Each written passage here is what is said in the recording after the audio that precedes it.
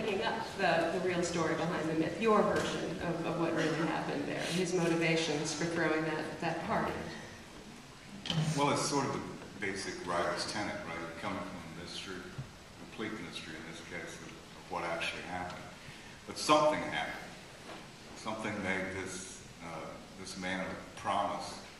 Everybody said that he was very bright, had a brilliant future ahead of him. And he withdrew completely from the world. And of course the stories grew around him of why and how and who is he really after a while. The connections with people who knew him as a young man started to go, away. Everybody moved off, they died, and pretty soon there was very few people around who remembered what he was. And so the whole idea was that we're going to start with this mystery and where we're going to go. What would make this happen? And that's sort of where we began the whole journey. Then when I was talking about being on Bobby's back porch in Virginia, that's where we started. And that's where the conversation started. And that's where we journeyed into.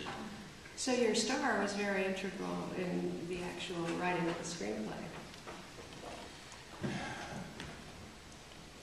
Bobby is, and I call him Bobby, by the way, because he told me to.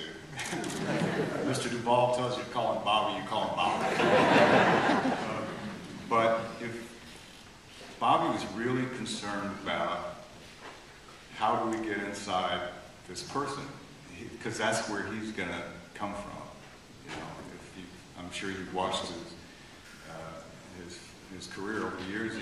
He's amazing at that. He goes deep. He starts, let's clear everything away and let's start here. And so he took me to that place. That was basically what he was, telling me on the porch was, look, we have to get down to who this guy really is, because that's the only way I can do this. I feel like there's something here. That's why I was there, because I felt all my senses were telling me there's something here. This mystery is something you need to go into. And he felt the same thing. The director felt the same thing. And we all went into it together.